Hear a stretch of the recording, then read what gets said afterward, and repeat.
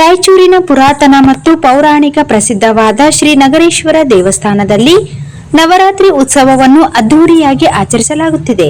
ಪ್ರತಿದಿನ ಬೆಳಿಗ್ಗೆ ವಿಶೇಷ ಪೂಜೆ, ನೈವೇದ್ಯ, ಪ್ರಸಾದ ವಿತರಣೆ ಕಾರ್ಯಕ್ರಮಗಳು ನಡೆದಿವೆ. ಸಂಜೆ ಶ್ರೀ ವೆಂಕಟೇಶ್ವರನಿಗೆ ವಿಶೇಷ ಹೂವಿನ ಅಲಂಕಾರ ಮಾಡಲಾಗುತ್ತಿದೆ. ಸಾಂಸ್ಕೃತಿಕ ಕಾರ್ಯಕ್ರಮಗಳು ನಡೆದಿವೆ. ಸಾವಿರಾರು ಜನ ಭಕ್ತರು ದಿನಂಪ್ರತಿ ಮಂದಿರಕ್ಕೆ ಭೇಟಿ ನೀಡಿ ದೇವರ ಆಶೀರ್ವಾದ ಪಡೆದು ಪುನೀತರಾಗುತ್ತಿದ್ದಾರೆ. ಮಂದಿರವನ್ನು ವಿಶೇಷವಾಗಿ ದೀಪಾಲಂಕಾರ ಮಾಡಲಾಗಿದೆ. ಎಲ್ಲರ ಕಣ್ಮನ ತಿಳಿಯುತ್ತಿದೆ. ಇಂದು ನವರಾತ್ರಿ ಹಬ್ಬದ ಪ್ರಯುಕ್ತ ಮಂದಿರಕ್ಕೆ ಭೇಟಿ ನೀಡಿದ್ದ ರಾಯಚೂರು ವಾಹಿನಿ ದಿನಪತ್ರಿಕೆ ಸಂಪಾದಕರಾದ ಉಪೇಂದ್ರ ಮತ್ತು ಅವರ ಧರ್ಮಪತ್ನಿ ಶ್ರೀಮತಿ ಇಂದುಮತಿ ಅವರಿಗೆ ಮಂದಿರದ ವತಿಯಿಂದ ಶಾಲು ಹಾಕಿ ಸನ್ಮಾನಿಸಲಾಯಿತು. ಮಂದಿರದ ಅಧ್ಯಕ್ಷರಾದ ಸಾವಿತ್ರಿ ಪುರುಷೋತ್ತಮ್ ಅವರು ಮತ್ತು ಅರ್ಚಕರು ಶಾಲು ಹಾಕಿ ಸಿಹಿ ಫಲ ಪುಷ್ಪ ತಾಂಬೂಲ ನೀಡಿ ಸತ್ಕರಿಸಿದರು.